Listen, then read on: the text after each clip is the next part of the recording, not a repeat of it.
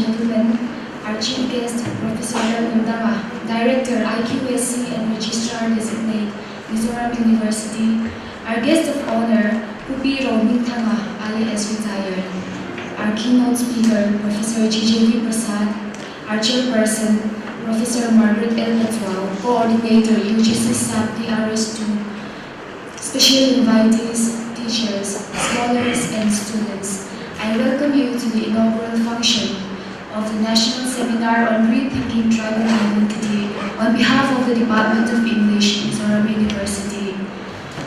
Before we go ahead with our program, I would like to invite Dr. Thomon Kanajit Singh, convener of the seminar, to deliver the welcome address.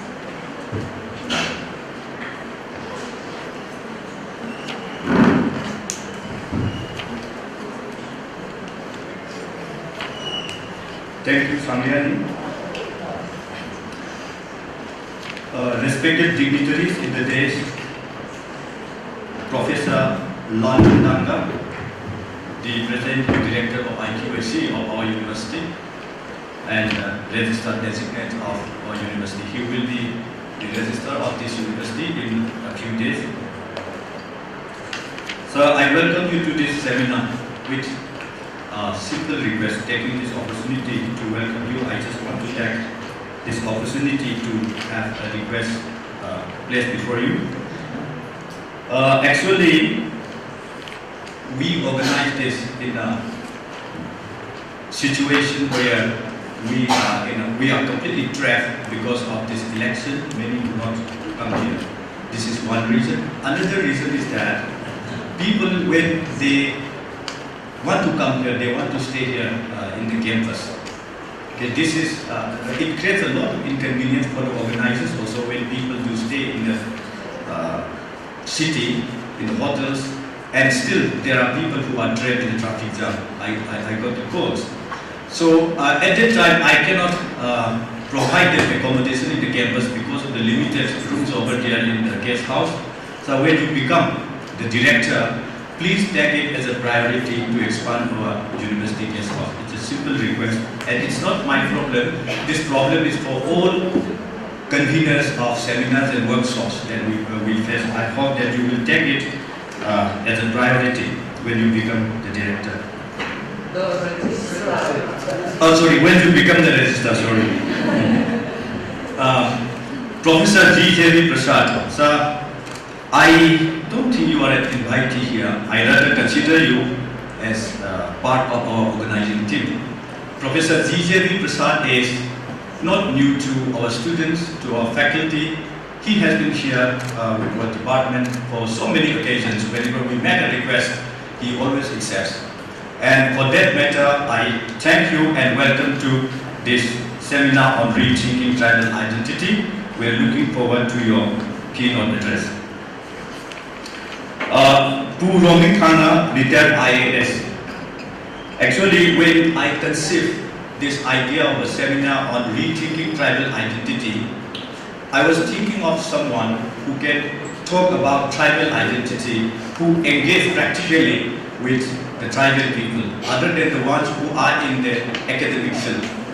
We want to share we want to hear from those people who have some kind of a pragmatic experience of engaging with the tribal people when we talk about tribal identity, other than the ones that we talk about by reading the books, by engaging with some theoretical text, etc. Sir, I just want to inform you one more thing, that one of our guests of honor, who is the Dean of the School of Education and Humanities, he is not available here because of some unavoidable work. Because of that, he is not here. Therefore, I request you to take his time also. We will be patiently listening to you, particularly your experiences as a bureaucrat engaging the life of the tribal people. Actually, as I have said, there are two plenary sessions here. The plenary speakers are Professor Nandi Islam from Jadavpur University. The other one is Professor Simi Malhotra, who is also the director of the Center for North East Studies and Policy Research at Jamia Mia Islamia. She has been very kind enough when I made the request, and she was very enthusiastic. But unfortunately, when she came yesterday, she could not land here because of bad weather. She is now trapped in Kolkata. She is trying very hard to come today again. In case she comes, we will have the plenary session. If in case she arrives here on time, I have changed the program of today and tomorrow. The new program is out there in the notice board of this office. Kindly see that immediately after this, and you will see the change, the programs that I have changed. The ones that is there in the abstract book, we are not going to follow that because of unavoidable circumstances. So these two professors, Professor Nandini Saha and C.B. Malhotra, they are there. I would have got this privilege to welcome them if they were also here, but in spite of all those people there, I think they are on the way. We will have the pleasure to welcome them today in the evening, most probably. Along with this, I would also welcome the participants that comes from outside the state of Mizoram.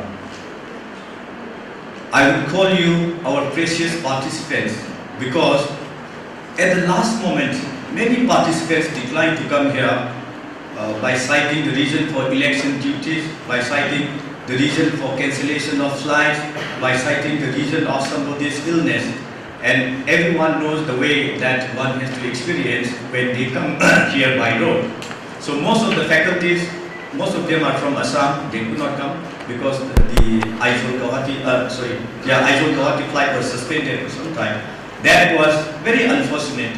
Election, Aizawl, then the cancellation of yesterday's hearing their flight. All these things happened. That is very unfortunate. And everyone is calling me few days, in the last few days, everyone is calling me with the word unfortunate. Unfortunate is the word that I have heard very frequently in the last few days. But I still feel very fortunate that even after all those unfortunate things, we can make it happen. And for that matter, those who are coming here in spite of all those problems to participate in this occasion, I thank you so preciously, and I hope that there will be a very precious discussion on the issues that we have cited in the seminar brochure. I welcome you again, and the invitees from different departments of this university who have come here to be here to make this inaugural session a successful one in spite of the busy schedule in your departments. Thank you everyone, and I welcome you once again to this seminar and hope that there will be a very fruitful academic engagement. Thank you. Thank you, Dr. Dhanajit Singh. We shall now invite the students of Semester 4, Department of English, to present the inaugural song.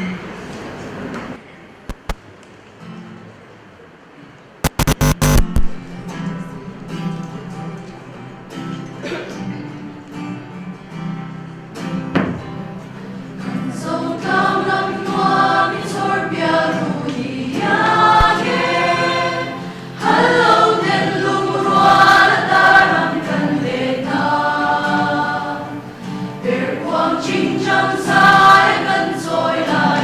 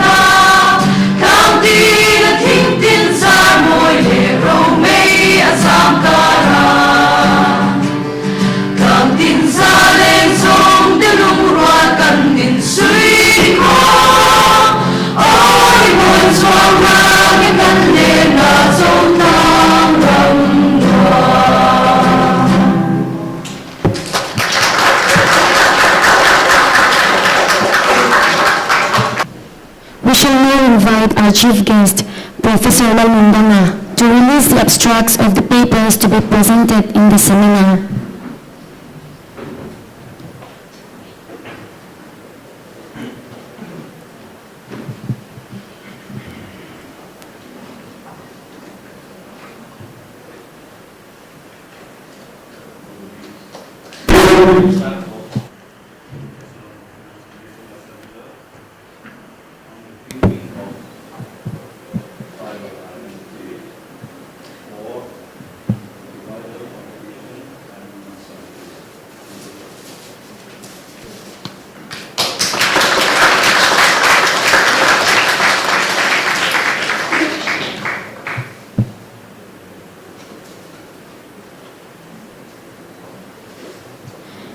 Thank you, Professor Mundanga.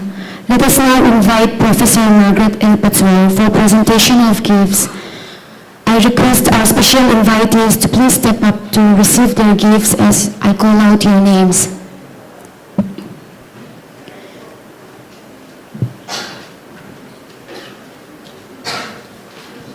Professor Mel Mundanga.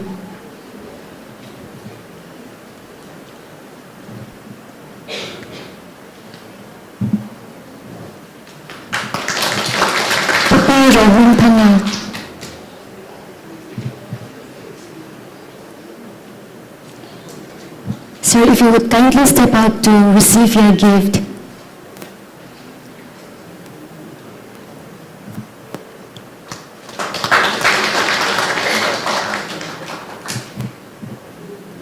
Professor G.J.V. Prasad.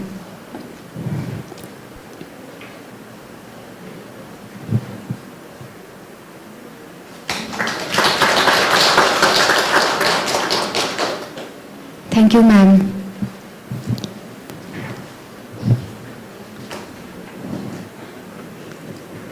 We shall now move on to the keynote address, which we will be listening from Professor G.J.V. Prasad from the Center of English Studies, JNU. Professor G.J.V. Prasad is a well-known name in academia, and he is here in Mizoram University as visiting fellow under UGC SAP the Honors 2. Right. Some of you must be sick of me, and I don't blame you. Seems to me that I'm talking all the time, which is usual, because my family keeps telling me I talk too much. And when I said I was coming here for a keynote, my wife said, "You're such a fraud." I mean, maybe people are fooled by some reputation of yours, I don't know what, but they invite you to come and talk on various topics and you go. I mean, you don't know anything about this. But then, according to her and my daughter, I know nothing about anything at all, so it's okay, right? But yes, I do feel a fraud sometimes, very often, not just because of what they say, but because I'm humbled, and I actually feel that very often I'm asked to come to speak to people who know a lot more about what I'm speaking about than I do. We have a distinguished panel here, people here, right, who know more about what I'm going to talk about. The entire audience, but right here next to me, people will be saying, "Why is he talking? He doesn't know anything. Let's talk instead of him." And I was in the car coming down with a distinguished guest, and he was talking about having been a bureaucrat here, and I said, "Oh, wow, I want to listen to him, right? I should cut my keynote short and give him all my time, right? So I can listen to him talk, right?" So with Ramintanga, and the registrar designated, and of course the head of department. Again, I think she's just giving a little bit of obeisance to an old teacher of hers to call me here. I'm suffering for it, poor thing. But you understand what I'm saying. In those days when I was a student, I used to keep wondering why our teachers who taught us British and American literature were not particularly well received in the West. And so if any one of them was published in the West, he or she was a hero, somebody who's been accepted there. Right? And we keep wondering why. But then when Indian English literature became suddenly current, the topic of the day, and the Westerners started reading us, and they would come and talk to us about our literature, I realized why we were not accepted when we went there. You keep saying they imposed the language on us, they gave us literature, listen to us. But when they came talking about us, I said, they don't know many things. They miss so many things. I once had somebody talking about Rushdie and didn't know the meanings of any of the names that Rushdie uses playfully, right? And so I had to give that person meanings of all the names because then you understand Rushdie better. So I was thinking, in fact, they can't even pronounce Rushdie's name now that even he doesn't pronounce it correctly, but that's different, right? So what happens is that you realize that people come and talk about you. You're always judging them as to what they don't know, what they're missing, and sometimes you miss the insights that they may have, right? But so I understood why they didn't want to listen to us about them, because I didn't want to listen too much to them about us. And the same way I can understand if I come here and talk about the Northeast, you may not really want to pay too much attention to me, and fair enough, I don't deserve it.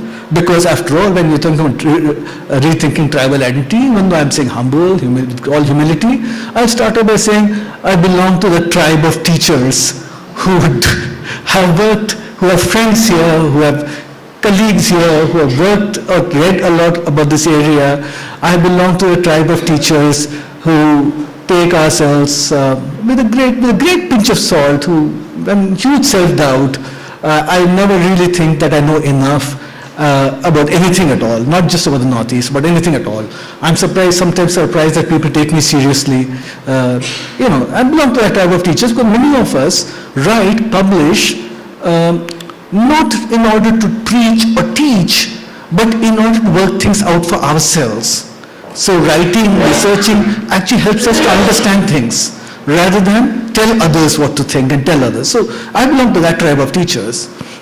And when I was coming down the car, I was talking to my father also having been a bureaucrat. So we talked to the tribe of bureaucrats and how the tribe is changing.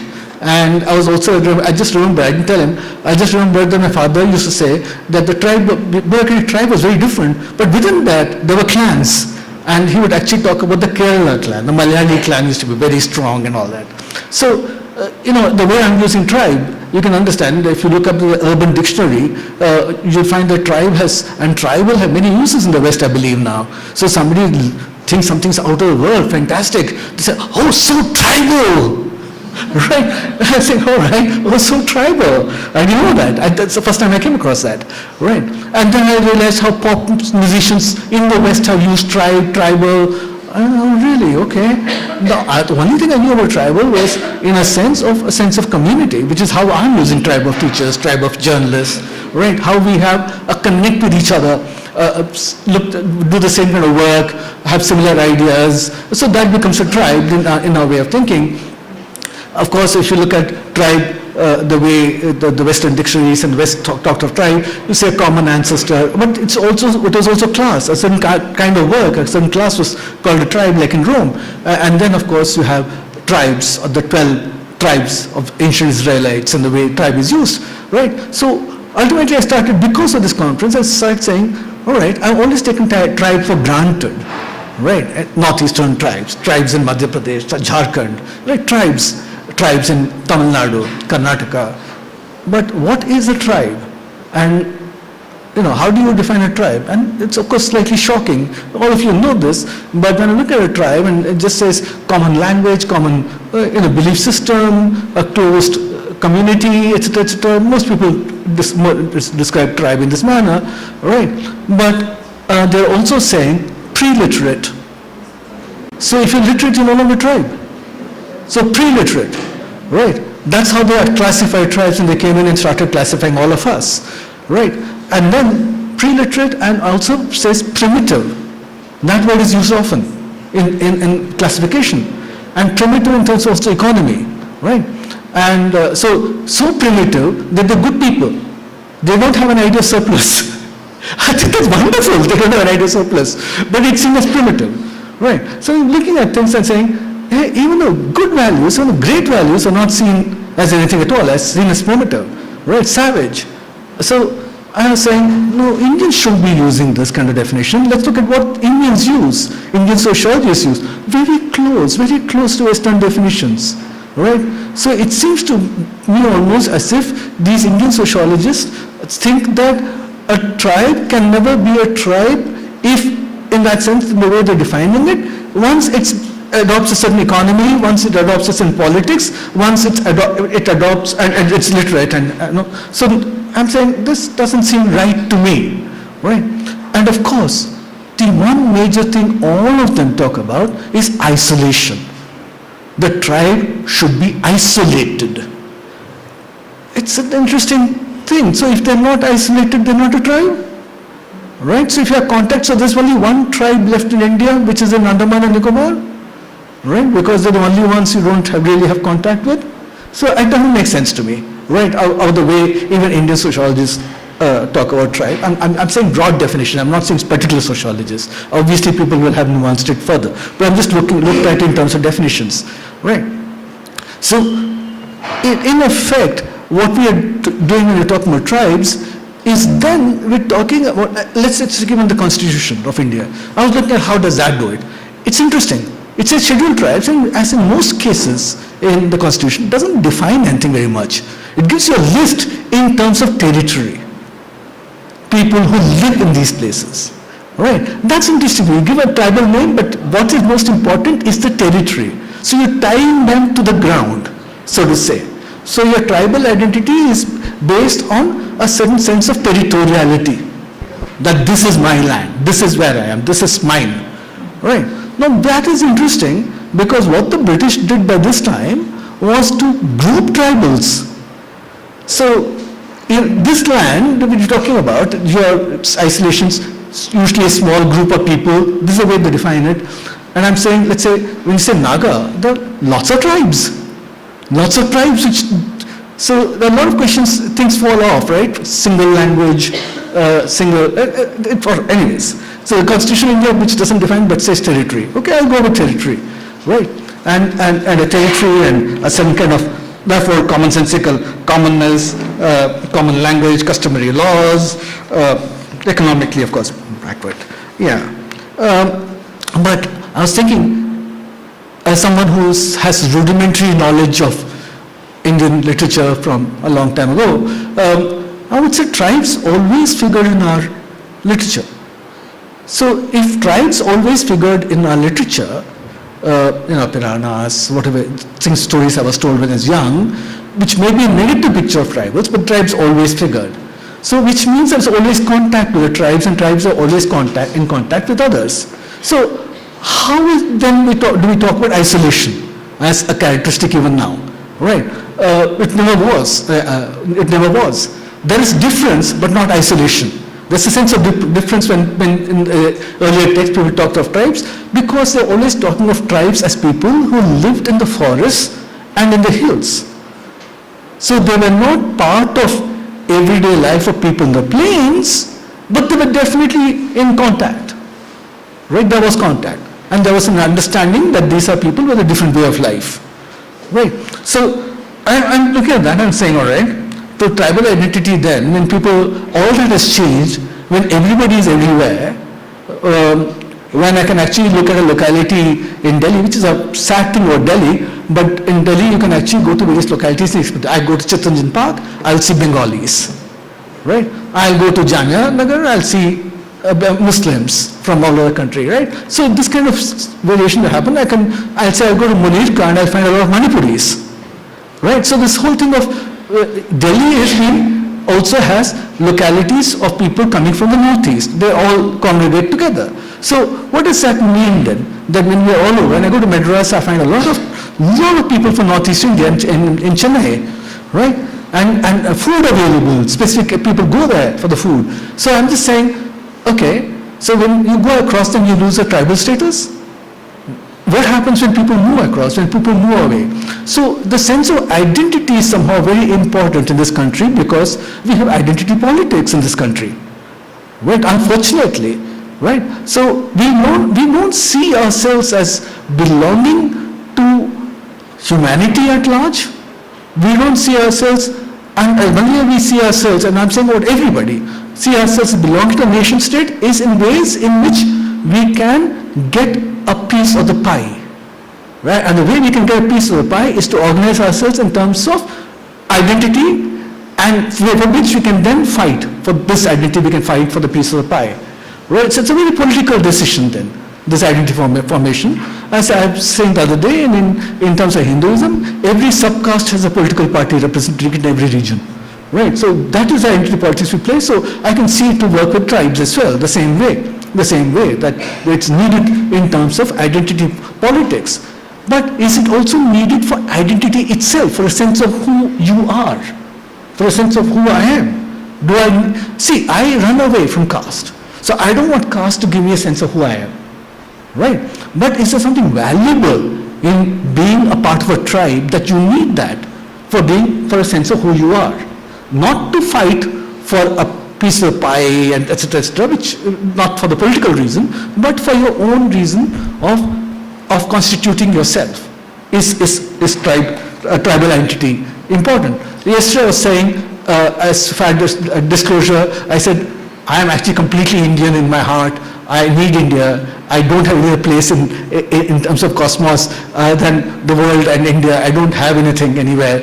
I was saying all that yesterday, right? So as I said, so whatever I say critiquing India, it also is coming from a place of a complete insider, right? I've said no to going abroad. I've said no to jobs abroad. I've said no to studying abroad, right? So it's a very, I'm as patriotic as you can get, but I'll still be an anti-national in the eyes of this government, right? I said that, right? Because I critique where I am. So if I'm critiquing some notions of tribal identity, please bear with me, right? Just say outsider, he'll speak like this only, but I speak like this about everything. I'm part of being an academic. I was just told that my cynicism is because I'm an academic. Perhaps. So I'm not being cynical here. I feel that people may need ways to constitute themselves in the world, right?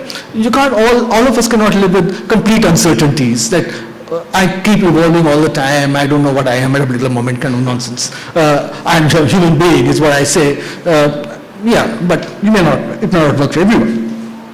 So in this changed and already changing world, in this contemporary, I said, what happens then with the onslaught of globalization, right? Then I think that is where the sense of belonging you start needing in this globalized world, where I'm on the one hand saying, okay, humanity at large, but when globalization hits you, when other cultural markers start hitting you, when you start changing you and so fast, you want to hold on to something, some stability. Does it come in there? I would actually think that to talk about tribal identity is like many younger people talk about their relationship status on Facebook. It's complicated. Right? I can just stay with that, right? My friend, my fellow academic, far more accomplished actually, a far more accomplished writer, a far better evolved human being, Temsula Ao. I'm going to be speaking about her mostly now. Her works are a testimony to how one's, tribal roots, if you will, right, and identification in terms of tribe is necessary. It's a necessary complication, and a necessary complication in this modern world. She's written extensively on being a tribal, on the Naga, being an Ao and an Ao Naga, about being part of a collection of tribes, a group of tribes called Nagas, and identity. She has written about the horrendous times Nagaland went through. She has written about environmental degradation. She has written about our mythology. She has written about the space for women in Naga society, or the lack of space for women, if you wish. And she has also written about written personal poetry about her life. She has written about, and also about her, she's got her memoirs out, and she's written about moving moments everywhere in the world. She writes about the rest of the world as well, right? But right now here I'm just interested in what she has said about being a tribal, belonging to our community, right? I'm not so interested in her personal work now. I know most of you would have read her, would know her, but still, quickly, I'm going to give her a slight spin because I read her as a major Indian English writer, right? I don't read her as a major Naga writer or any kind of Northeast writer. I see her as a major Indian English writer, right?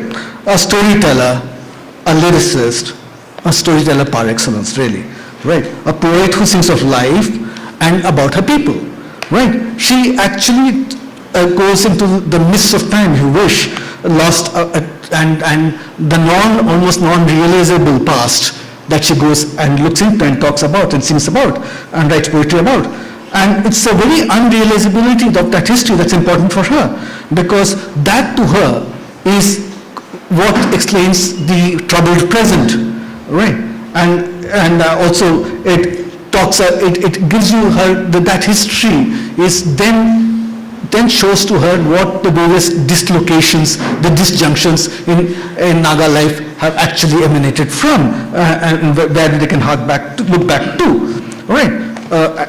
I feel I should talk to you again rather than read. This is partly, in case you are interested, I've written quite a bit about Mizoram, but this is a large part of it in the introduction to collected poems. I wrote the introduction to collected poems, and as I said, she's a friend, and I admire her poetry. Now, if you're looking at history as she does, she's looking at history, she's looking at mythology, she's looking at Naga culture. Why is she doing it? Because if you know her story, she was born in Jorat, and she studied there. She was orphaned when young, separated from her siblings, and went on to study in Nagaland, and then Shillong, and then Hyderabad, right? And went to the US at some point of time after she joined there, she was also director of the Northeast Center for a while. So she, and after retirement 2010, she's in Nagaland now, chairperson of the Women's Commission, all right? So that's a life. So it's only after she retires that she acts, and in the middle, of course, not in the center, that director center, that she settles properly in Nagaland, all right? And you're saying, obviously, she's been engaged the idea of her identity throughout this. She's on record saying that it's when she went to Minnesota on a Fulbright program that she actually started thinking deeply about this. And that's when she writes a book on the Nagas, right? So the question of identity really comes strongly to her when she is confronted with other kinds of identities, right? And she writes her poems about, I'll read you from her latest collection, a poem called Heritage, which you'll understand. But before that, let me read out a part which I don't know by heart.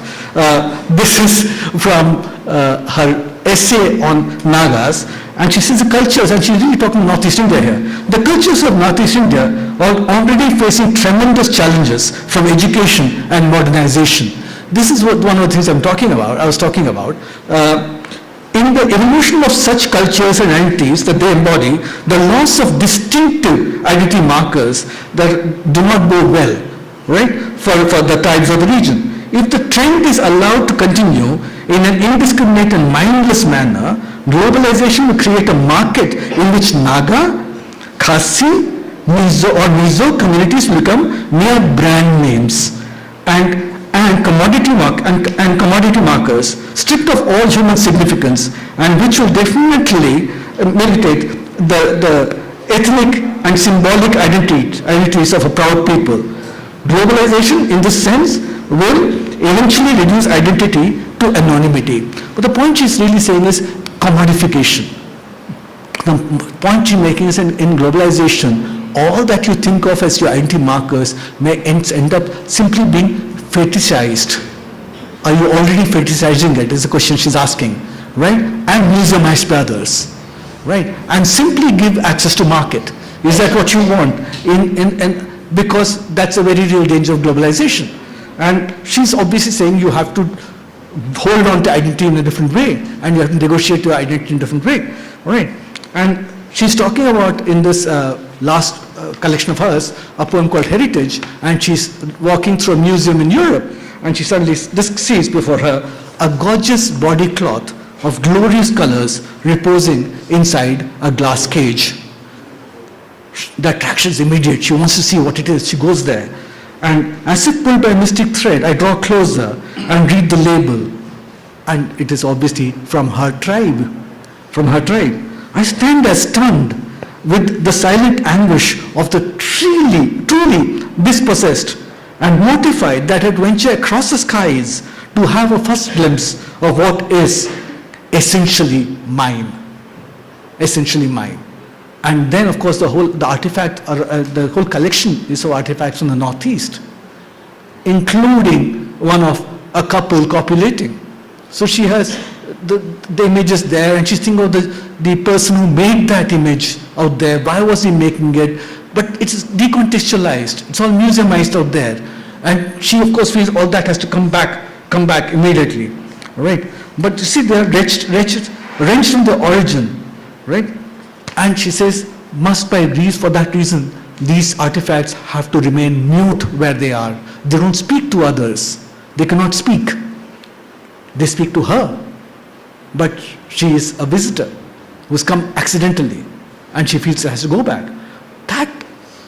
That what she writes here is something she's been worried about throughout her career, is saying, how do we revive? How do we get back to, what do we do with it? What do we do with it if we get back to it? What do we do with these exhibits when they come back? Are they to be museumized here too? In the sense of, have we traveled so much that it is no longer ours? It's ours but not ours. What is the tribal identity? Ours but not ours. What does it actually mean? I think that is what she's struggling to articulate. Maybe I'm seeing her from far and I'm saying that's what she's doing, but she does this all her life, right? The problem with her writing that she's very aware of is that she's an ethnographer poet for most people, right? Even for herself, she's doing recording. The ethnographer poet then has to take a calculated risk to write the ethnic. When you write the ethnic, what happens? When you write identity, what happens? You're trying to escape being read in terms of marketable, exotic identity. You're trying to escape that, but you're writing identity, right? You're a poet, she's a poet and a storyteller. She does not want to be read as a tribal writer informant. But that's how she's read most often, as an informant, as somebody who tells us about Naga society, right? As a tribal informant. And as I said, could be, and she often is read like that. She does not want to end up like other songbirds, she says in another recent poem from hers, strutting on glittering bars inside gilded cages, trying to sing their old songs. So she is aware that if she sings the old songs, then in a sense she's in a gilded cage. She's not free, right? She's not free. She has to deal with this. But this risk-taking is necessary since the writer primarily writes for herself. And this is my take on Temsala, this is my take on most writers, is that they primarily write for themselves, for ourselves, to make sense of all the world around us, to make sense of what we are, where we come from. In Hindi, the Aukad, where do I come from? I want to know that, right? Where do I belong? And really, she does this, talking about communal togetherness in her poems, talking about gender, about tribe, about, her lands, and interestingly, about everything in terms of humanity. She wants to see everything in terms of humanity at large, right? A move, all the time, a move towards being human, right? So, how am I doing for time? Right, let's say 10 more minutes. So, I'll look at this and quote only if I want to, right? Only if I forget something. So what she does is that since she's looking at humanity at large and she's moving towards it, but with a sense of a kind of coherence, if you wish, idea of where she's coming from. So she has a poem where her fifth collection of poems, actually, her latest has come out, the sixth has come out. Her fifth collection of poems is the collection which I'll direct your attention to, which actually is the collection which will make her reputation as a now Naga poet, where she is actually talking about being Naga in her poetry. Other collections all have a poem here, a poem there, but they have poems about growing old, they have poems about being a woman, they have poems about love, they have all those, right? But the fifth collection is completely almost like, this is it, right? I'm going to sit down and give you what it means to be an Our Naga in this world now. Now. The importance is now, right? So she's not somebody, by the way, Temsala's reputation was made with her prose, with a collection of short stories. So she uses her short stories, her prose, to talk about violence, what happened to to Nagaland, right? But her poetry is something else. You have a rare poem, a couple of poems where she says the hills are gone. Now they're not the bird. There's no bird song. What you hear is a staccato of rifles. So there are poems like this where she actually says this, but they're very rare poems, right? If there are poems which come about her land, which directly do this, it will be in terms of continuing degradation, environmental degradation. It's not simply from the war. It's also, right? Not simply from the armed conflict, but also a continuing degradation, right? That's happening to Nagaland. And I was just again sitting here listening to people, I realized Nagaland is continually being degraded even now, right? So you can see what she writes in her fifth collection of poems. But there she has poems directly on, like just like she has an earlier poem, The Stone Gods, she has poems on the origin myths, she has poems on, but interestingly, the poem that moves me a lot is a poem where she talks about how Christianity came and wiped everything out. Wiped everything out. So her position on the Naga identity is that Christianity, and she's written a prose piece on being Naga, it's called On Being Naga, right? Where she again says this, that Christianity came and colonizers came, and what they did was to turn a proud race into an apologetic, cringing race, right? So her whole point was that the new Naga identity actually took away, she was saying that all the tribes are put together and made Naga, and then they were isolated. And that's interesting, because tribes are isolated. She says the Britishers isolated Nagas from everyone else, right? So she says the Britishers isolated Nagas from everyone else, and they gave us a religion. I mean, a religion came to us with American missionaries, with Welsh missionaries. A religion came to us which actually made us apologetic about our past, apologetic about who we were, right? And then obviously this kind of oppression, she says, and continuous oppression, a continuous feeling of not being sure of who you are, of your oneness, of your territorial integrity and your rights over your territory. She said that explains everything that happened, all the violence that happened later on. Right, that explains it. That sometime you have to rebel. Sometime you have to rebel. Right, so she talks about that as well in a poem, as well as in a thing, that when everything is wiped out, you're made ashamed of all your beliefs, and your systems of governance are threatened or go erased. Then what happens to you? Then what happens to you? She says that's exactly what's happened to us. Right. The interesting thing then is how she looks at what Nagas are now. She is aware that going back to the beliefs that they had, going back to the systems that they had, going back to becoming the pre-colonial Nagas, right, cannot be done. She is also aware that a lot of values have to be questioned as well and critiqued as well, right? Though she has, in fact, interesting, she has poems and she has essays defending headhunting, saying so misunderstood, right? So misunderstood. So she defends a lot of things, right? And all Naga ways of life she defends. But then she says, what has identity politics done to us? First, the outsiders came and made us Naga. We were not Nagas. The outsiders came and made everybody Naga, all the tribes together. We don't have a common language, right? So the thing of not a common language goes out. I was thinking already the tribal identity is being looked at differently. If you don't have a common language, then how are you one tribe, right? And she said for various reasons, for creating Naga state, we agreed to everything. We really don't even have common systems, she says, right? So what do we have in common? What is Naga? She said, unfortunately, if you look around, what is common in being Naga is being part of a corrupt system of subsidies, of subcontracts, right? That is being Naga now, right? And she says we have, taken urban values, we've taken outsider values, and we live according to that. So how are we Naga? How are we Naga, right? She said, is there anything common between all these tribes anyway? The tribal divide is so high. Because she says, you can see the tribal divide, she says, when do you see it? She says, when elections come around. When elections come around, we are not Nagas any longer. We are all different tribes, and we vote according to our tribes, right? So she says, whether people are underground or overground, they all come together when elections come, right? She says, it's so corrupt.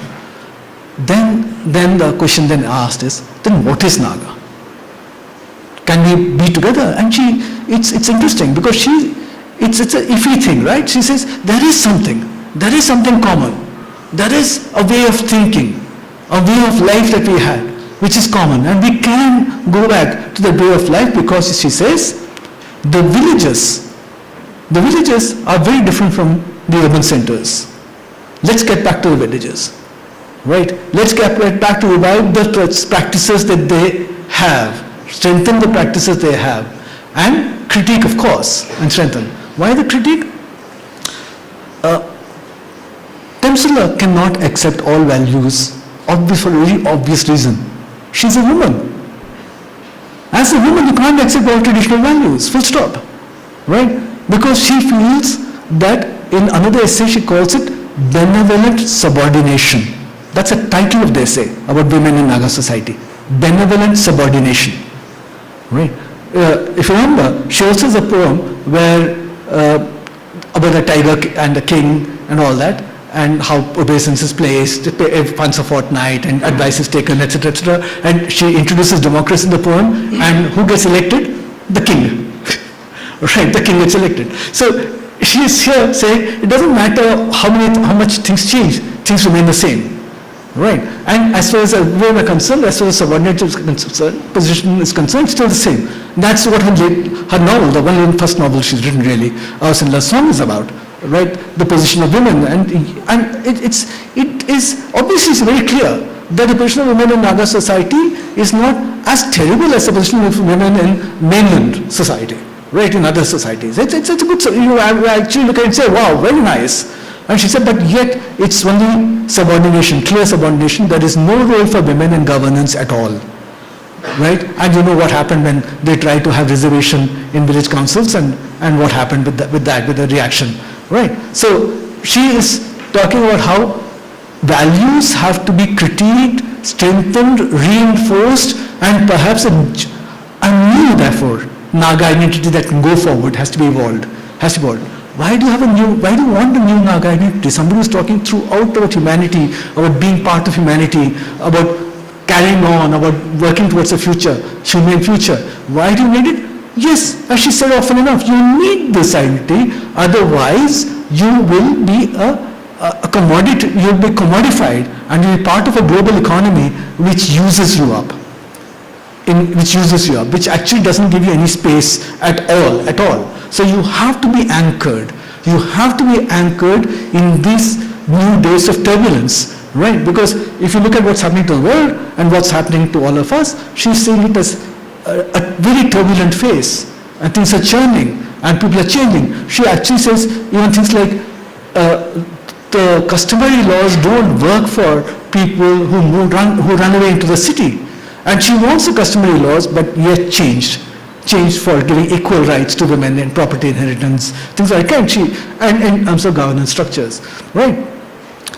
So just to read Temsula Aho's works, I'm saying, is to read the theme of this conference. Because here's a writer who, over a period of time, she started publishing late. She started publishing in 1988. She was 40 already. She's already a mature person by the time she starts writing. So it's the whole body of her work, therefore, engages with this and engages with a change that's happening. And ultimately, she's still not giving up on Naga identity. She just thinks it's been worked out wrongly. She just thinks what it means to be Naga right now needs to be rethought completely. And she thinks that the future is still with a reworked Naga identity, giving you anchor, giving you a sense of the self, giving you a certain, that allows you to center yourself and take on and negotiate with and be part of the world. I think that this conference is going to be a great success in spite of my keynote. And I thank you all very much for listening to me. Thank you, Professor G.J.V. Prasad, for your enlightening talk addressing the theme of our seminar. Let us now invite Professor Nandana, our chief guest, to deliver the inaugural speech.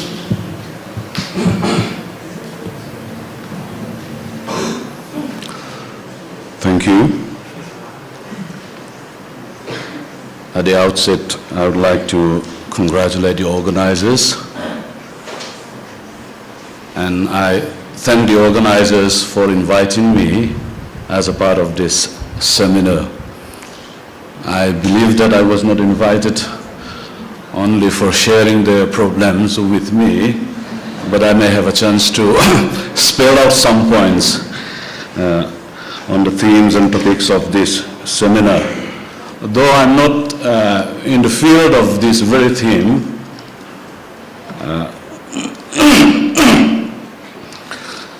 but let me highlight some of my limited understanding and the concern about the very theme of this seminar.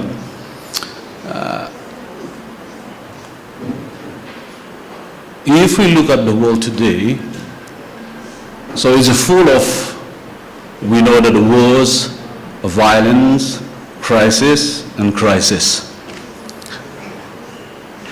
So there may be two main reasons. They used to say that one may be because of religion, and the other may be because of identity crisis, especially among the youth. Identity crisis is one of the burning issues nowadays. So because of that, this theme of this seminar is going to be very relevant. And a rethinking of the tribal identity. My little understanding is, when we talk about identity, this is the first important point, as the keynote speaker has mentioned, about a sense of belonging, understanding of identity, understanding of our own identity. And then the next point may be like acceptance of our own identity. And next is acting upon our understanding and acceptance of what identity is. So these are some of the important points, like acting upon, like in the sub-theme, when I go through your sub-theme, like the dresses, the cultures and the practices, the dresses and the language or a dialect. So out of that, being working in the field of ethnobotany, ethnomedicine. So I would like to emphasize a little bit upon the traditional knowledge.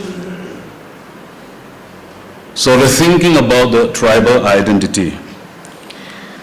And before that, acceptance is very important, that sometimes we feel ashamed of our own identity. Sometimes we feel ashamed to identify my own identity. So that's why we need to rethink. Being a tribal, I am a tribal, I am what I am now. There is nothing else to add upon. So because of that, understanding and acceptance is very, very important. So you may travel to different places, even different countries. when I was studying my postgraduate, we had a study tour down there in Trivandrum, near the bank of the river.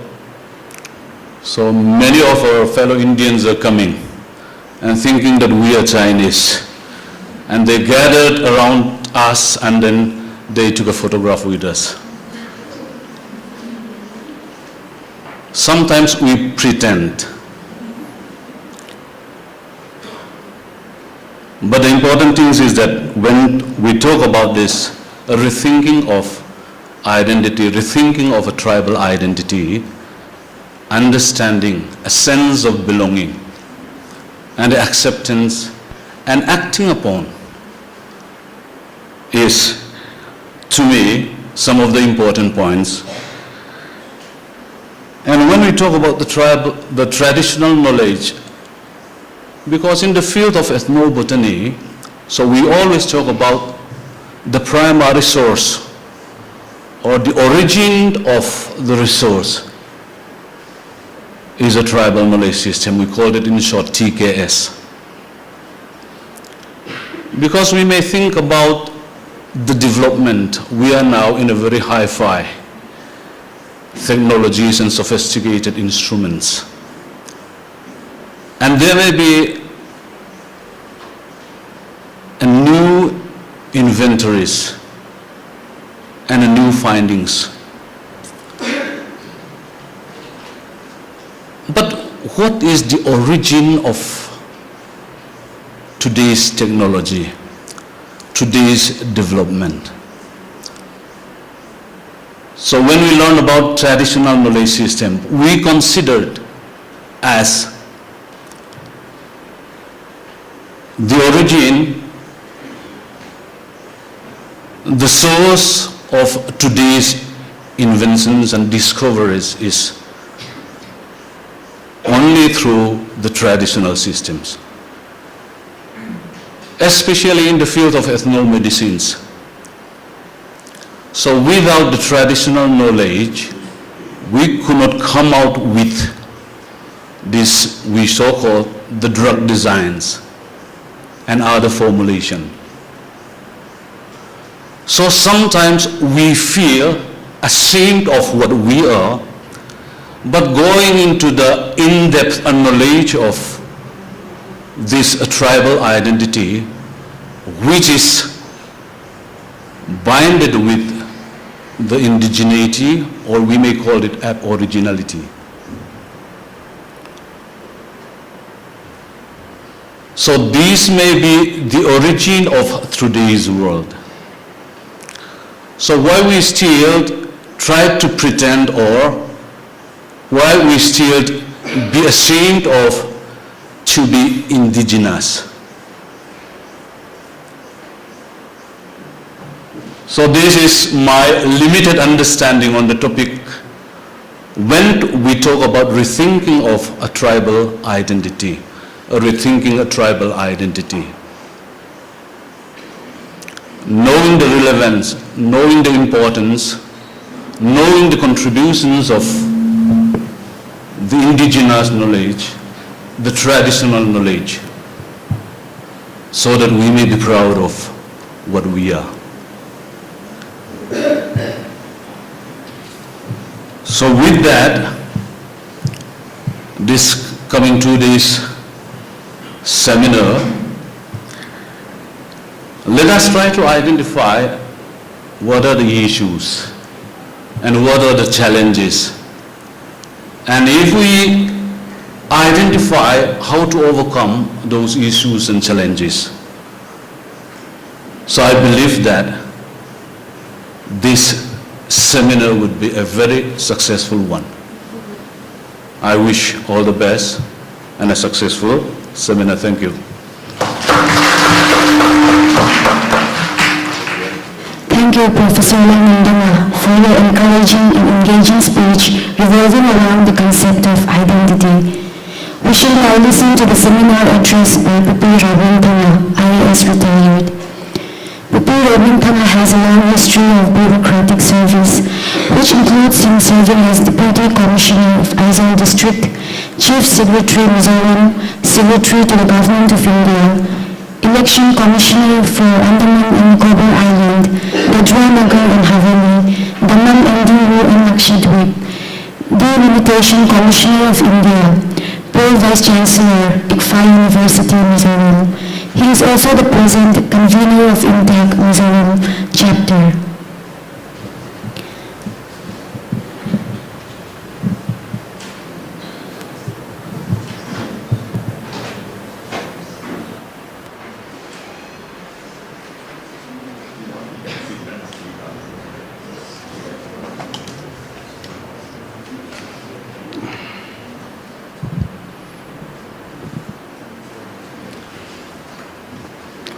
Professor Margaret,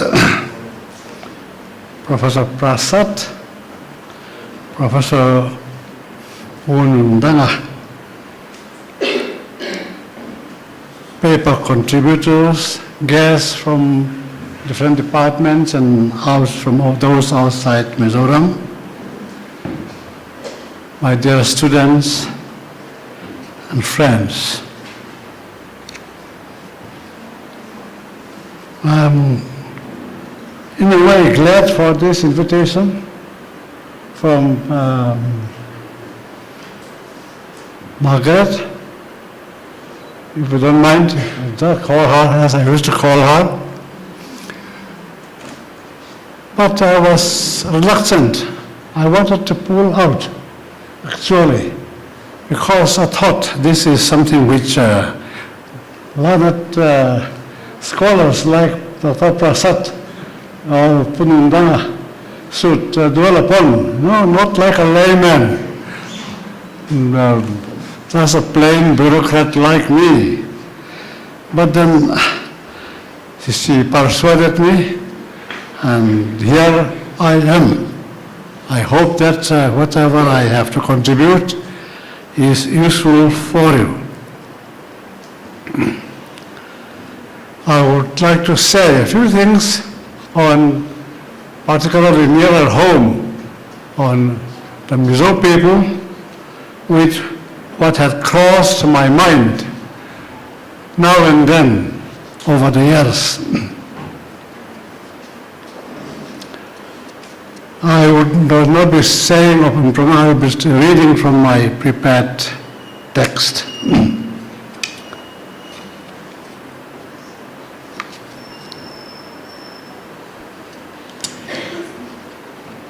Apart from the missionaries at Serkon and the Assam Rifles at Lungri, my first contact with the outside world was when the Second World War broke out.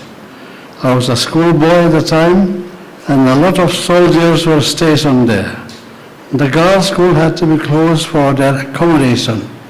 Every morning the soldiers had a drill, including the use of their bayonets at a small field in front of the mission hospital. We were fascinated, though apprehensive of the soldiers and their dangerous exercises. I also came into contact with some British officers of the Indian Army who stayed at the nearby hill called Ramzotlang, to whom I used to exchange our passion fruits, which we had in plenty, with their goodies. Mostly of biscuits and tinned meat. The point I wanted to start with is that none had ever told us that I or we belong to a tribe. All that I and my friends knew was that we were Lusays or Mizos, and that we were in our ancestral homeland of Mizoram, then called Lusai Hills. That my ancestors came from the east, because of which I always had a fascination for the stories, legends, and folklore originating from the lands between Rhone and Teo rivers and Teo rivers. But then, suddenly and without fully knowing the reasons why, we had to learn a new anthem called the Jana Gana Mana, which was very different from God Save the King. and other songs we were familiar with. Even when I joined college, I was still very uninformed about tribes and castes. But I came to know that we had since been categorized as a scheduled tribe under the Constitution of India, and that there was an All India scholarship for tribal students as well as reservations in government jobs, both of which were indeed very important and helpful to the tribals. When I look back at my time in the service, I felt lucky that I was not fully aware of the intensity of the schism between those belonging to the tribes and those outside them. The result was that I was dealing with everyone without any feeling of tribes or caste, in other words, without any sense of superiority or inferiority.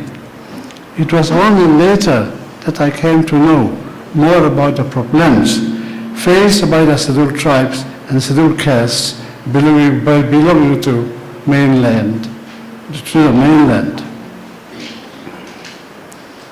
As you are aware, the word tribal is an adjective. Your note says that a tribe is frequently referred to as a community or a group of people indigenous to a particular secluded territory marked by a common ancestry and culture. We may add common language, common dialect, common traditions, and very often having a chief as the leader or the ruler. They have been called by various nomenclatures such as natives, savages, aborigines, tribals, red Indians, and even barbarians. To illustrate, the more well-known tribal groups in the world would be the Eskimos of Canada and Greenland, the red Indians of North America, the Bedouins of the Middle East, the Maoris of New Zealand, the Zulus of South Africa, the Bushmen of Kalahari, and the Aborigines of Australia. We may not be wrong in saying that the word tribe or tribal is an appellation given by a bigger, more advanced and stronger group to a smaller, more backward and weaker group of people, very often the latter having been conquered by the stronger group. Nearer home, the Nagas and the Mizos were even labeled as head hunters.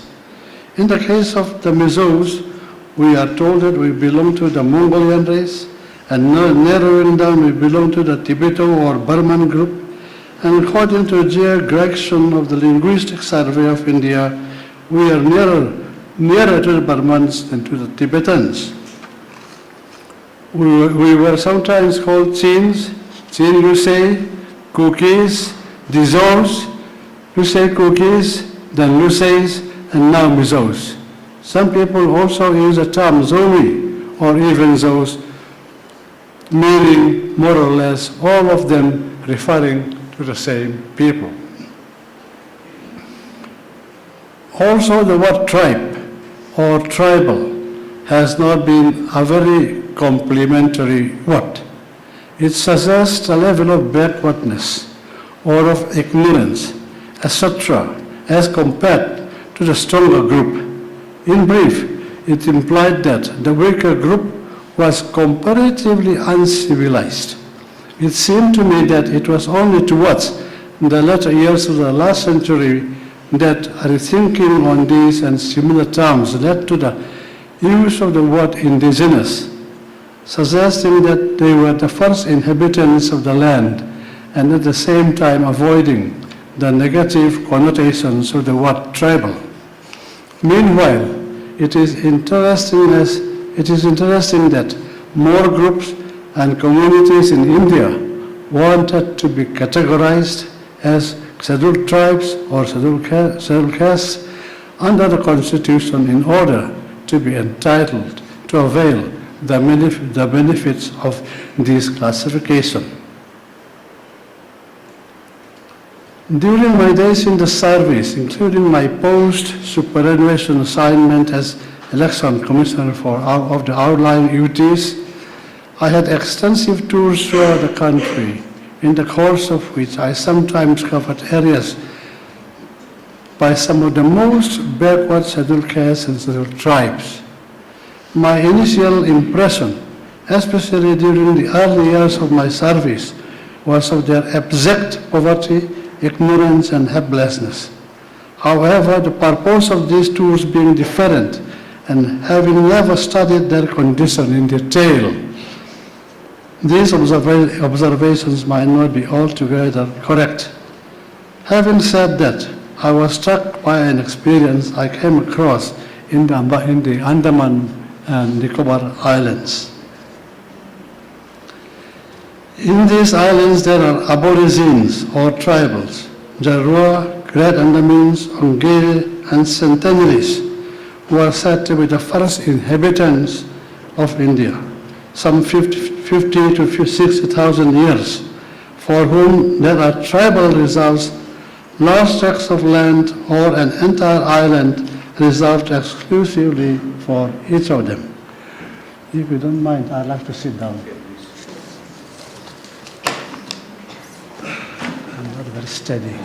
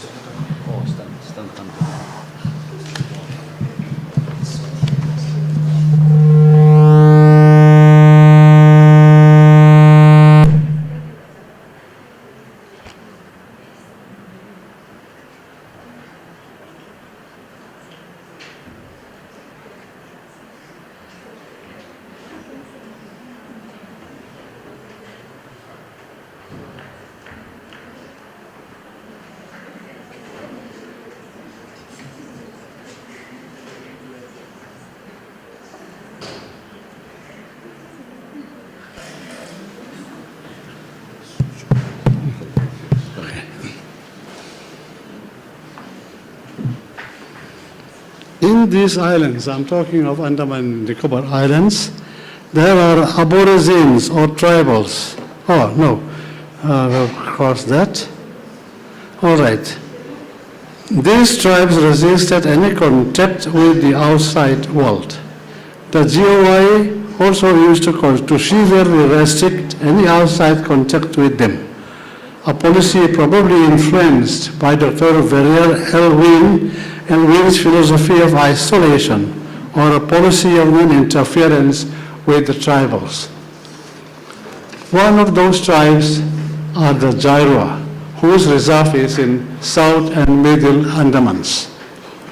When I first passed through this reserve, I found that a trunk road had been constructed through the reserve. I had then felt somewhat uncomfortable that in the context of the policy of isolation, such a trunk road was made right through the tribe's territory. In 1996, a Jairo boy was injured, if I remember correctly, due to a motor accident, and he was taken to the hospital at Port Blair for treatment. It was the first time that such a close contact was established between the Jairua and the public. To visit the boy, large numbers of his tribe came to Port Blair. Unfortunately, they had no idea of the world outside their reserve, which affected their thinking and behavior. It was clear that the Jairua were not physically, socially, and culturally prepared for interface with the outside world. One of the lawyers at Port Blair even went to the extent of making a plea for their integration into the mainstream, what we often hear called the mainstream. The Calcutta High Court intervened and ordered the GOI Government of India to form a high-level expert committee to study and recommend the various options as how to administer the Jairua. On the basis of the findings of the committee, a policy was laid down to protect Jaguar's cultural identity and their natural habitats, etc. As I reflected on this incident, I used to wonder what would have happened with the Mizos had a similar policy been followed by the British administrators. At the time, our chiefs were subjugated and the hills brought under their administration. What if Christian missionaries were prohibited from entering these hills? Of course, our stage of development at the time was more advanced than the Jawa, and their culture, I thought, and our culture, I thought, stronger, but still very weak to withstand the challenges from advanced societies of the world. As it was, we were hardly in a position to critically dissect the various options that might have been available for our future at the time when independence came nearly 60 years later. Against this background, I used to think that the British administration, which extended the Bengal Eastern Frontier Regulation 1873 to Mizoram, was highly advantageous to the Mizos, that Christianity had opened our eyes and ears to the world, and that the country was lucky in having a very enlightened and liberal leadership at the time of independence, personified by Mahatma Gandhi, Jawaharlal Nehru, B.R. Ambedkar, and others. The other issue connected with our identity that had bothered me in the past is our history, giving me the impression that we, the Mizos, were a very young nation, whose writers some writers even saying that our origin is shrouded in mystery. I remember reading somewhere that Mizo history is some 200 years old. We were told that we probably came from China or from Qinglong or from Kampat, where our ancestors planted a banana tree from which the saying goes that as and when the branches touched the ground, the Mizos would return eastwards to their homeland across the Tier River. I used to ask myself, did we really come from China or where is Qinglong? If, as most of our historians wrote, that we crossed into the present-day Mizoram in the 18th century, then we indeed are a very young people. This begs the question, where were the Mizos before that time? Indeed, where are our roots? On the other hand, whatever little that I came to know about our past, our beliefs, and our traditions, and with the exception of a few practices, they seem to have been rather orderly and governed by a very sound customary laws, values, and meaningful traditions, suggestive more of their evolution over many years and not of a young community. Here I would like to submit for your information that my quest for our past and my doubts on the question have been considerably eased by the activities and achievements of the Intact Mizoram chapter. And I can tell you I'm not saying this only because I'm the convener. No, yeah. I'm referring to the chapter's activity relating to exploration, protection, and excavation of the archaeological remains, particularly the menhirs, megaliths, and such other monuments in Mizoram. As we are aware, Mizoram has plenty of these stone monuments, probably one of the most plentiful in the whole of rural India. However, I shall confine myself only to Vangshia, which had been notified as an archaeological site of national importance. When I first saw the pictorial embossing on the menhirs, I realized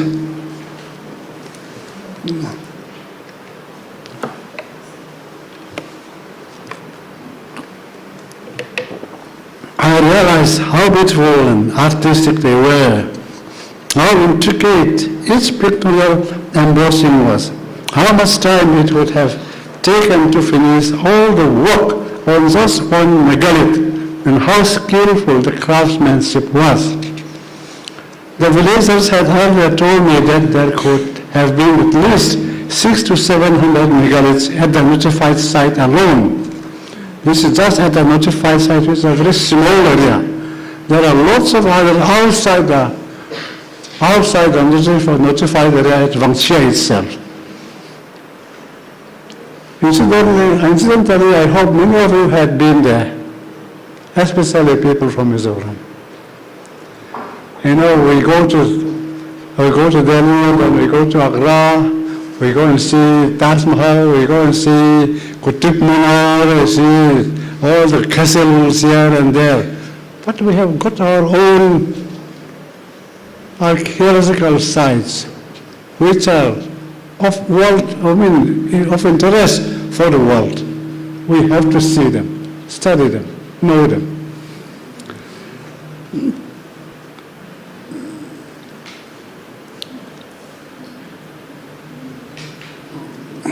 I was also told that the tallest of them were the first victims for famine, and they were broken and utilized for their domestic burial and other purposes.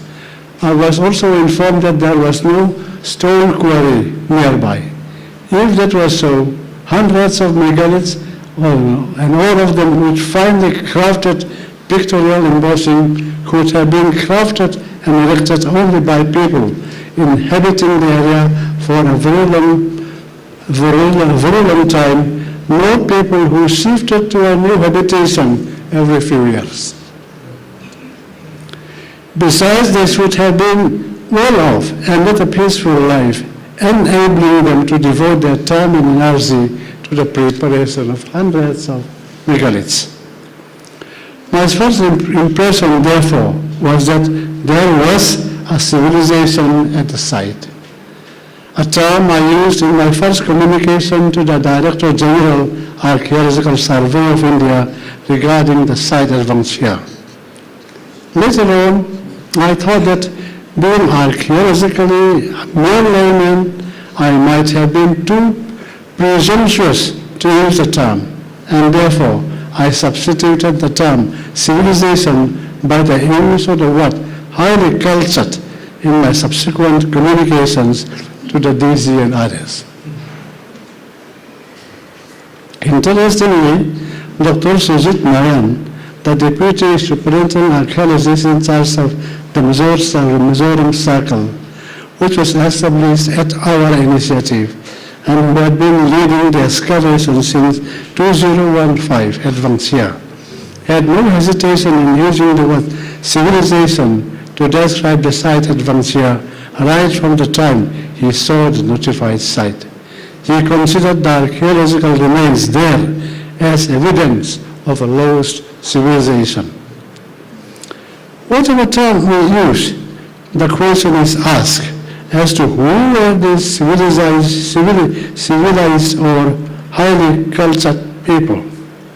If we look at the embossed pictures on the menhirs, we see lots of mithens and wild girls, elephants, wild boars, deers, lots of birds such as hornbills, ornaments such as necklaces, weapons such as spears, bows and arrows, doves, smoking pipes for men and women, and in a few cases fish too, with all of which the Mizoram people have always been closely associated from ancient times.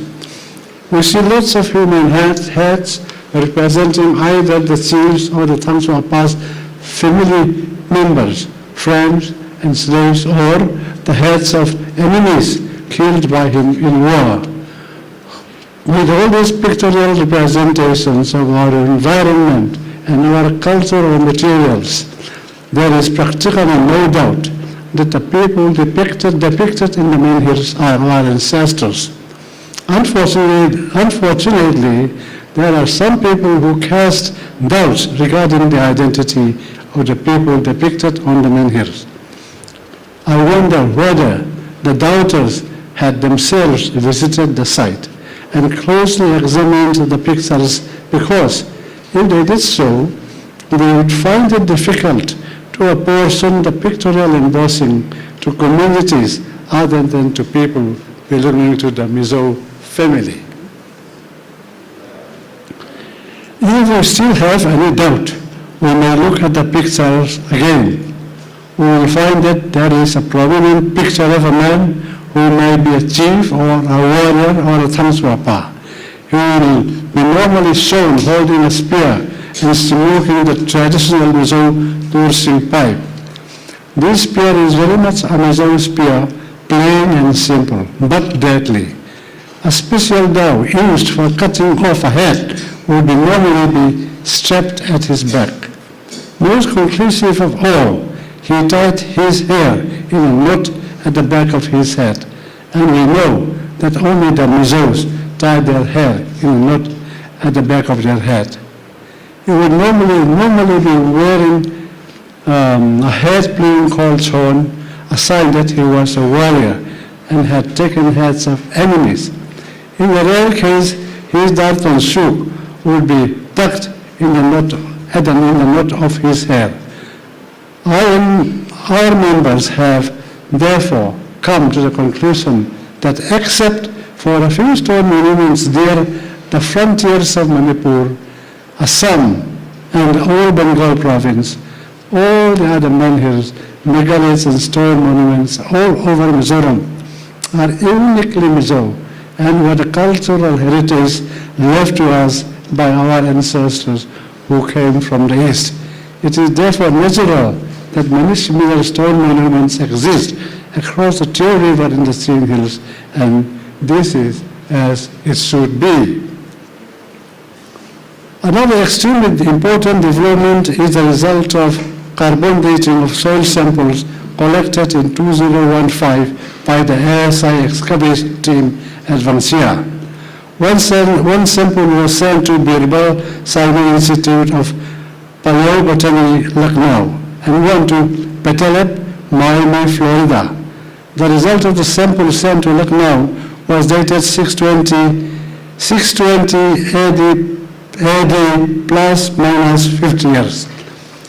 The Florida sample was dated 1485 AD. The various evidences put together point to people belonging to the Mizo family having inhabited these hills for many centuries, and not just a couple of centuries only. These developments have therefore indicated that Mizos have a very old history and an ancient cultural heritage.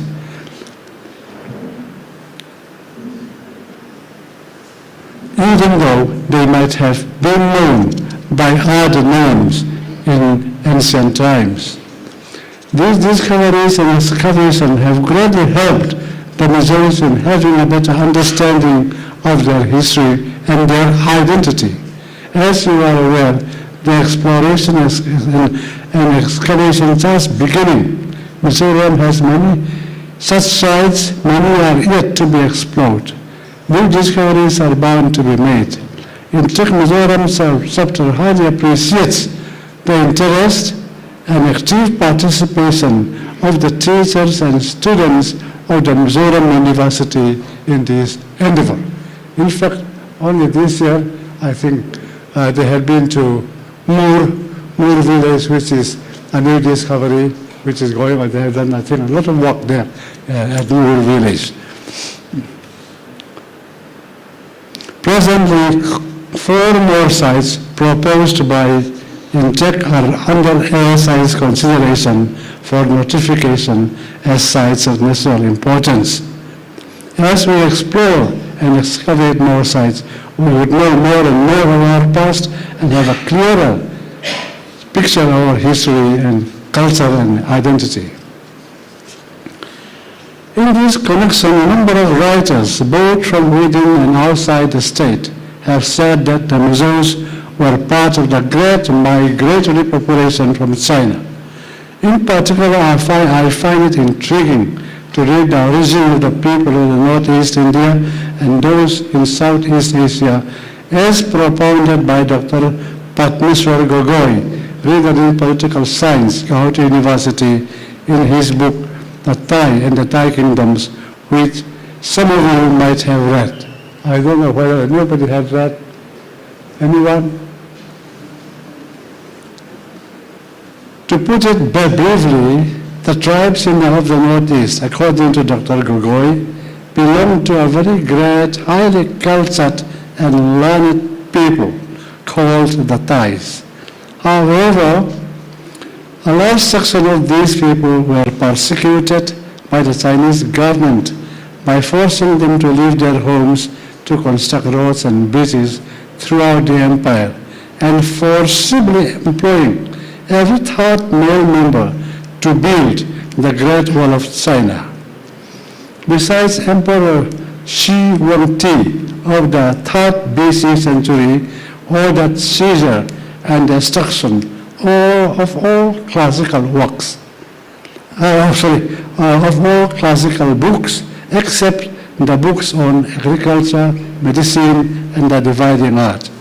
And as a result, quotes, the men of letters among the Thai and their literary works were so completely destroyed in the wild act of persecution that from that time the Thai in the empire became an almost illiterate race through lack of books and teachers.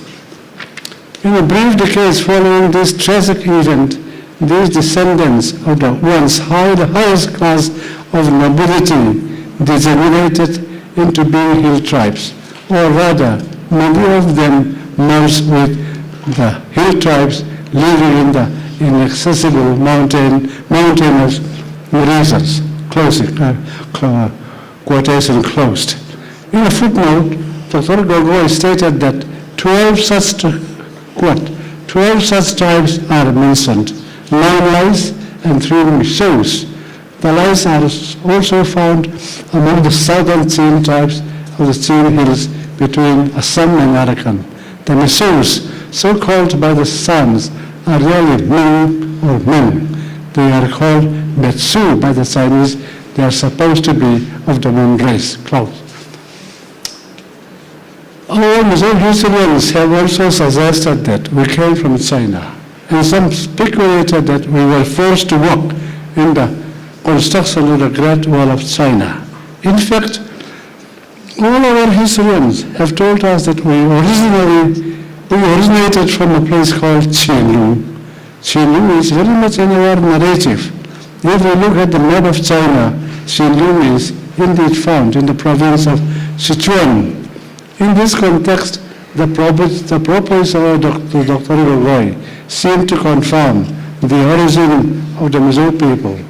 Most interestingly, Dr. Gogoi also narrated a legend from which the name Qinlu or Qinlu originated. For information, Dr. Padmeswar explained that Qi or Qi means back and Lu means to sit.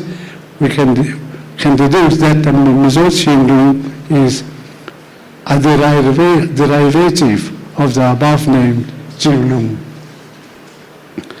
Besides, our legend is that Mizos used to have a script called Laisri, written on an enamel hide, but which was known as a dog edit.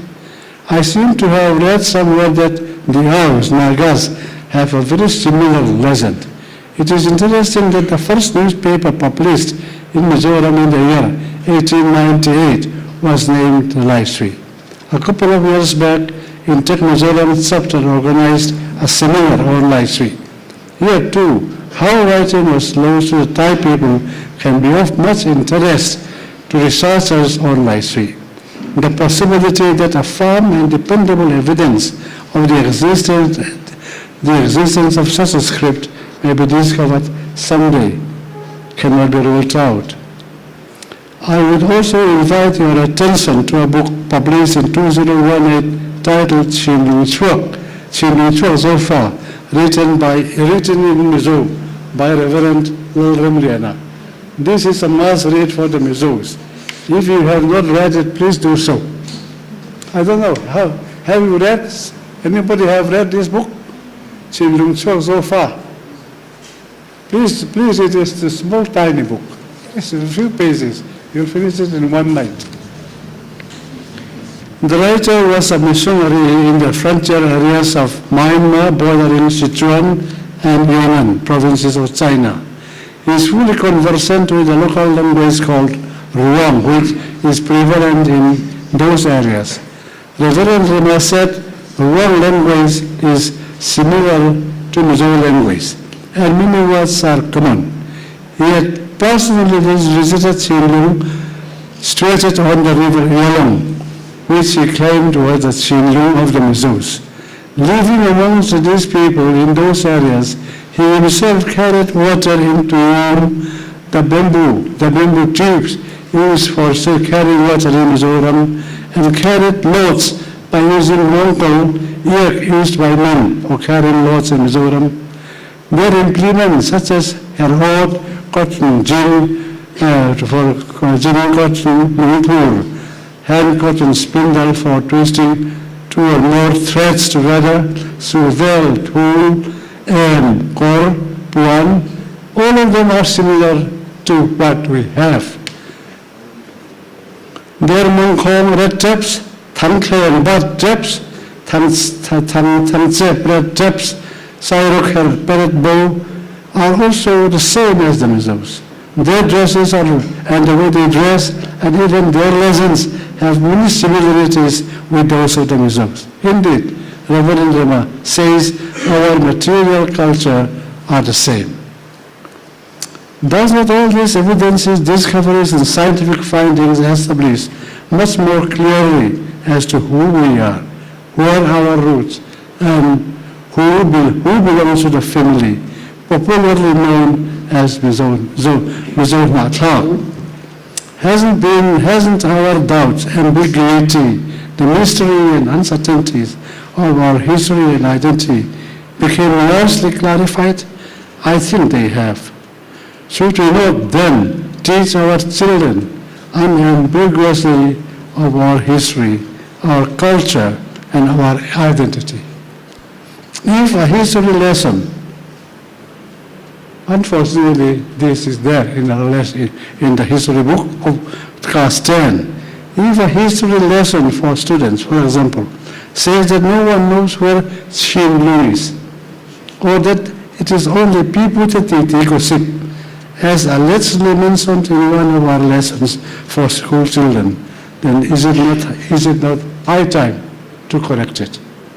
And people like me would expect our universities to take the lead for course correction. Having said that, I would have liked to spend some time on the intangible aspects of our identity, such as Tlomaina, our lessons, our folklores, our love of music and singing, our traditional dances, our crafts and fine arts, the importance of knighthood to the Mizos. Equally, if not more important, the challenges to our culture, all of which are important attributes of our identity.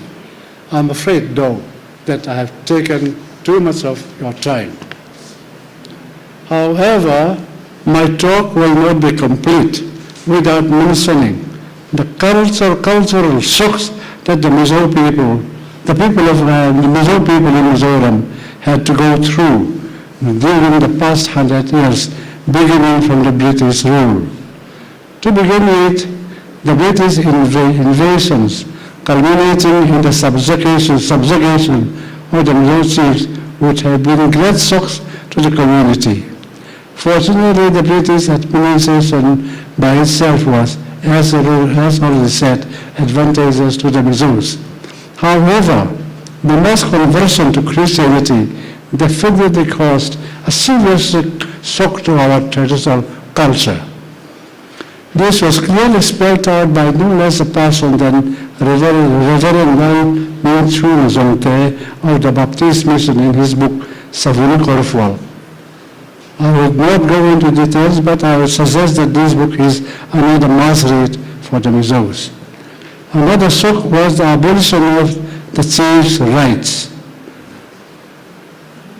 to call it the abolition of the chiefs, which completely uprooted the ancient customary administrative structure and system of governance by the chiefs. The fifth, I would say, was the grouping of villages in the second half of the 1960s, a step which destroyed the pride of the villagers in their village, their self-sufficiency, their independence, and their self-respect, and resulting in the complete destruction and loss of the material culture of the Mizos, then richly existing in each village. To conclude, I'd like to make two observations. Firstly, we spoke of special safeguards under the Constitution. We should remember that these are not forever.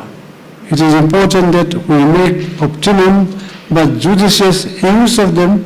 At the same time, we should make every effort to be first-class citizens, not merely of India but of the world, so that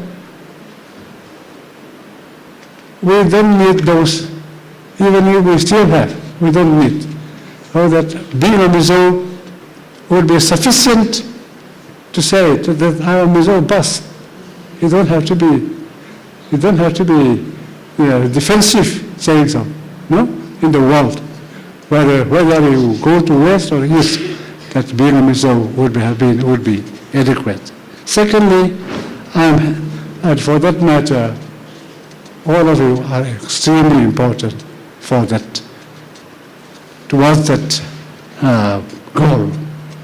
Secondly, I am happy to observe that the Mizo people appear to be, the Mizos appear to be adjusting to the above shocks, and that despite these traumas, the people are retaining their basic and innate cultural values, and that the developments in the closing years of the last century and the early years of the 21st century point to a clearer appreciation and strengthening of Mizo identity and a tightening of their bonds with other members of the Mizo Natlak living within and outside Mizoram.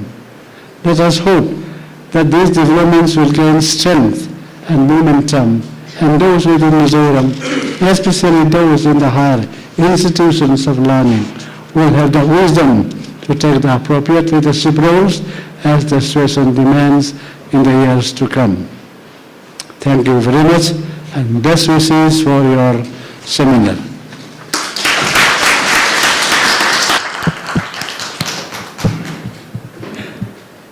Thank you, sir, for imparting precious knowledge to us through your eloquent and informative address.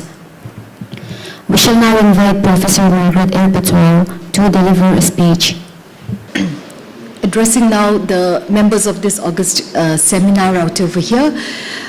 This is a seminar which has been organized under UGC SAP, which is the Special Assistance Program, DRS, which is the Departmental Research Support 2. Just a very brief note of address out here. The Department of English is the only department in the university, in the entire Mizoram University, to have been awarded the UGC SAP DRS project. We are now in the second phase of UGC SAP DRS2. In the first phase, we had, the theme was on emergent literatures from Northeast India, and this first phase was from 2011 to 2016. We have now been upgraded from 2018 to 2023. Hopefully it will be going on till 2023. And this particular phase, we have the theme situating the Mizo Natlak in Mizoram and Manipur, a study of the historical and socio-cultural processes of emergent identities from orality to writing.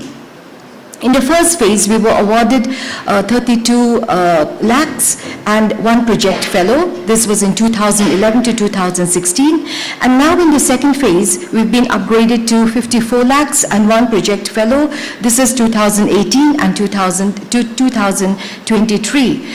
And there were more than 15 of us at the time of the interface, and we were actually, out of that, more than 15 of us out there at the interface at the UGC.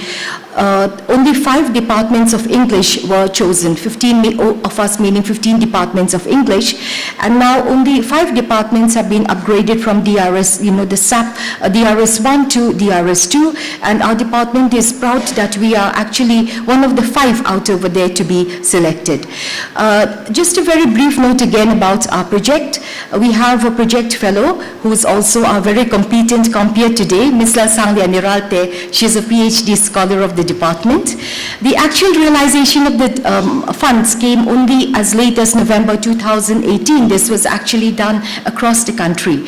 So during this time, we have managed to organize a number of visiting fellow series lecture programs. We've also had faculty going to field trips to various parts of the country, and among the faculty, we actually have the convener and the co-convener of this seminar, Dr. Dhanajit Singh and Dr. Sheri Changte, who had taken massive, research projects across the country during the winter vacation. We've also had the visiting, as had been denoted earlier, we've got a resident visiting fellow under the scheme for a week, Professor GJV Prasad from JNU. And this is, however, the first seminar to be organized under DRS2.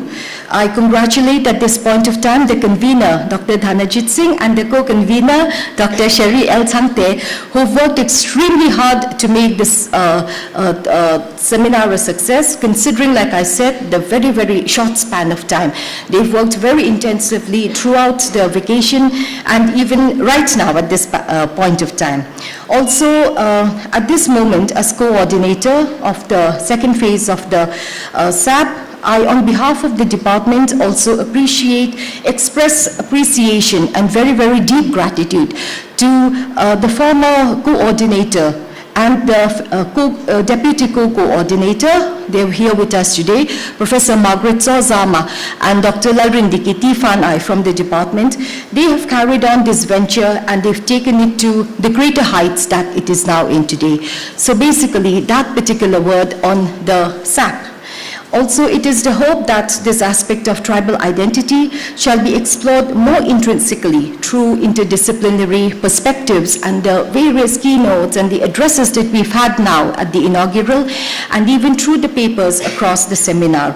It is the hope that it will bring on this aspect of tribal identity and take it also to consolidate it further heights throughout. Thank you very much. Thank you, Professor Margaret L. Patwal, Coordinator, UGC SAP DRS2. Let us now invite Dr. Sheri L. Changte, Co-Convener of the seminar, to propose the vote of thanks.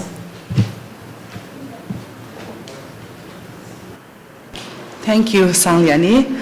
I realize you've been sitting here for a while, so I'll try and make it as brief as I can. It's my honor and privilege to propose the vote of thanks today.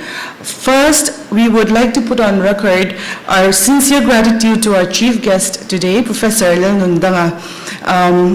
So thank you for sparing the time and for the speech that you gave. And we're very, very excited that you will be taking, up your office very soon. So thank you, sir, for your presence. We thank our guest of honor, Pupi Romintanga, who, as we also, despite certain challenges, has made it made it convenient to attend today's inaugural function. We thank you so much for the amount of preparation that has gone into the speech that you shared with us. We thank our keynote speaker, who is by now one of us, as he himself has said, Professor GJV Prasad. Thank you, sir. I think you have, opened the seminar on a very positive note, and you have given us a lot to think about. So thank you very much, sir. We thank the chairperson of today's inaugural event, Professor Margaret L. Patwal, who is also the head of the Department of English and the coordinator of as she has just mentioned, the UGC SAP DRS2, under which this seminar has been prepared. Organised. We thank in absentia our plenary speakers for the seminar, Professor Simi Malhotra and Professor Nandini Saha, who I believe are with us in spirit right now. As we speak, they have checked in again at Kolkata airport, and we should collectively keep our fingers crossed and hope that they would at least, reach Aizawl by the end of the day, hopefully. Yes, yes. So they have, their absence is not by choice, obviously. They really wanted to be here. Yesterday they were texting furiously back and forth with the convener, trying to make it happen. And so although they are not here with us at this point, we feel that they are with us in spirit, as I said, so we thank them as well. We thank the NZU administration for providing us with all sorts of infrastructure and financial assistance, and we are very grateful that they have been able to, support us in our endeavors as a department.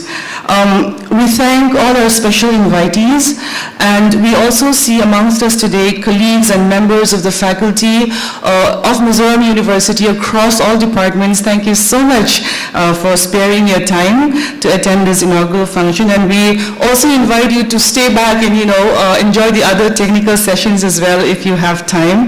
Thank you so much for coming. We thank the research scholars who I think have shown up in quite a good number today. Thank you so much for your presence. We thank our paper presenters. This is your seminar. This is why the seminar has been held. It's all for you. Thank you, paper presenters from Aizawl, from outside of Aizawl, and even from outside of the state. We have had quite a number of participants. Thank you so much for coming here. We thank the Public Relations Cell for covering this event.